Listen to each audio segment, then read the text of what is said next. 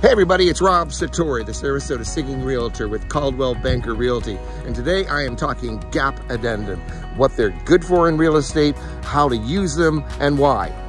Whether you're a buyer or a seller, you won't want to miss this.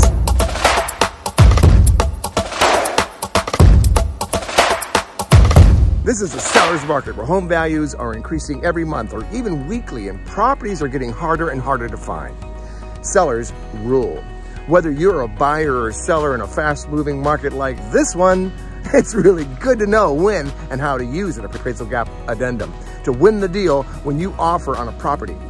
Essentially, the gap addendum is a condition in the contract that guarantees the buyer will pay the difference between what they offer in the contract and what the home eventually might appraise at by the lender, up to a certain amount, and that's the key. In other words, when the appraisal comes in less than or equal to a specific amount, the buyer's bidding price, the difference between the appraised value and the buyer's bid price will be covered by the buyer's appraisal gap. Say the home's listed at $300,000. Perhaps it's maybe worth that, okay? And the buyer bids $330,000 with a $30,000 gap addendum. That would mean that the buyer will actually be willing to pay and contractually pay up to $30,000 more than the listing price, but no more.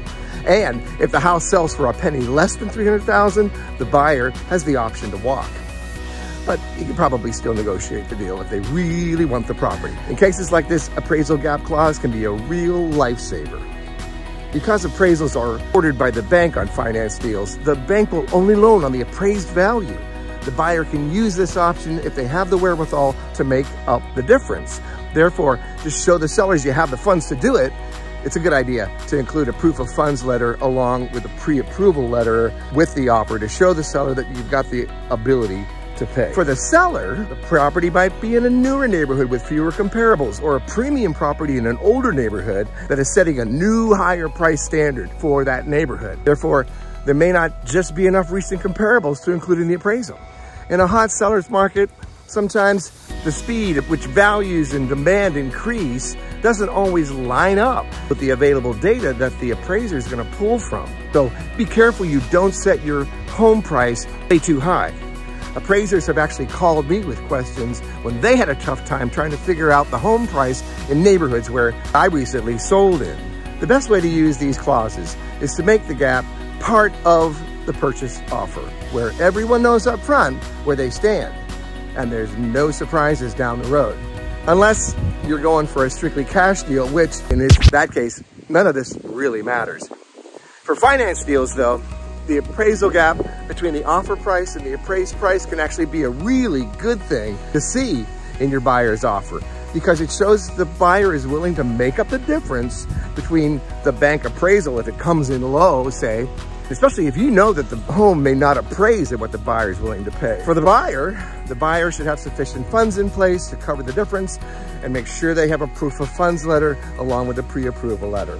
Pre-approval letter rather than a pre-qual letter, because that's a much better evidence of funding.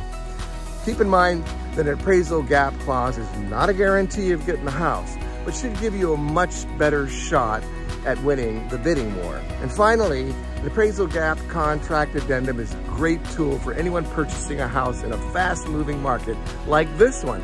I've used it with success for many of my buyers, especially when both sellers and buyers and the real estate agent know the benefits to both sides. Appraisal gap addendum, great way to set your financed offer apart from the rest. Also, check out my next video on the escalation clause, basically the exact opposite of the gap addendum.